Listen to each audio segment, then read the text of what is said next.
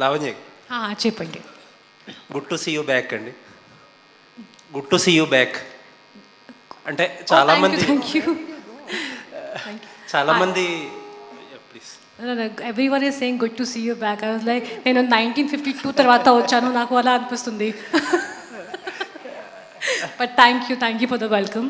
Yeah actually చాలామంది women ఏమంటారంటే పెళ్ళయ్యాక లైఫ్ మారిపోయింది అంటారు. ఎందుకంటే కొంతమంది ఏంటంటే విమెన్ పెళ్ళయ్యాక కొంచెం సెల్ఫ్ కాన్షియస్ అయ్యి కొన్ని డెసిషన్స్ వాళ్ళు తీసుకుంటారు, what to do what not to do అని. కొన్ని సందర్భాల్లో ఫ్యామిలీస్ ఇంపోజ్ చేస్తాయి restrictions. How your life changed after marriage? ఏం చేంజ్ లేదు యాక్చువల్లీ. అండ్ నాకు చాలామంది రాస్తారు యూనో దిస్ దాట్, కానీ నా లైఫ్ అలాగే ఉంది. And I have a great partner who supports me, and I think if you have a good partner, there's nothing you have to change in your life. And if there are any changes, it's only for the betterment of both of us. And as of now, I don't see naku aim change kanpeledu. And as of now, all is good, and I'm going to continue working all my life. Happy for you. Thank you. Supriya garu, madam ఇండస్ట్రీలో ఏ 4 సినిమాలు shooting ఎక్కడ జరుపుకుంటున్నాయంటే అన్నపూర్ణలో జరుపుకుంటాయి. ఎక్కడ post production జరుగుతున్నాయంటే obviously అన్నపూర్ణలోనే జరుగుతాయి. అంటే world class facilities అన్నీ at disposal ఉంటాయి. మంచి content ఓరియంటెడ్గా చిన్న ప్రాజెక్ట్స్ చేస్తున్నారు, అన్నీ వెరీ గుడ్. కాకపోతే అన్నపూర్ణ నుంచి ఒక ట్రైల్ బ్లేజర్ ప్రాజెక్ట్, ఒక పెద్ద స్కేల్లో మీ ఫెసిలిటీస్ని బెస్ట్ యూజ్కి పుట్ చేసే ఒక ట్రైల్ బ్లేజర్ ప్రాజెక్ట్ ఇప్పుడు ఈవెన్ అక్కినేని హీరోస్ కూడా చేయొచ్చు, అలాంటిది ఎందుకు చేయట్లేదు? సందర్భం కదా, అన్నీ కుదరాలి కదండి. అంటే మీరు అనుకుంటా కుదురుతుంది కదా?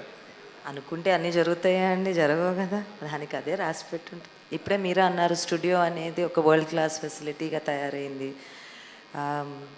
ఒక 5 ఏళ్ల క్రితం కూడా అది అనే I don't think we could have said it was that. Studio కోసం పనిచేస్తూ అదొక ఈ స్థాయికి తీసుకురావటానికి మా ఫ్యామిలీ కానీ మా టీమ్స్ కానీ ఎంత పని చేసినాయో కనపడవండి.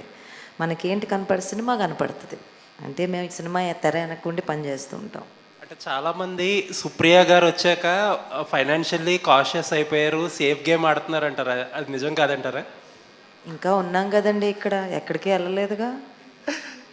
ఆల్ ది బెస్ట్ అండి. Looking forward for that. Thank you. Vishwak గారు డైరెక్టర్. Hi sir. హాయ్. మీది స్కై ల్యాబ్ సినిమా చూస్తాం, చాలా ఇంట్రెస్టింగ్ ఉంది. దాని తర్వాత చాలా గ్యాప్ తీసుకుని ఇప్పుడు ఓటీటీలోకి వచ్చారు. సినిమా వదిలేసి ఓటీటీకి రావడం కారణం ఏంటి సార్? ఓటీటీకి రావడం అలా ఏం లేదండి. అంటే ఒకటి, not because you ask this question, this no such thing as ఇట్లా films OTT.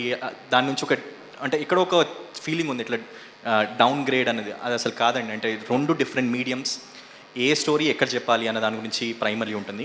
And I'm working on my next film, Mythri వాళ్ళతోటి స్టోరీ అది రైటింగ్ అవుతుంది. So meanwhile I got this project and I loved it. So అందుకు చేశాను అంతే. అంటే Miss Perfect ఏమైనా inspire అయ్యారా వెస్ట్రన్, లేదంటే ఇది ఒరిజినల్ అని?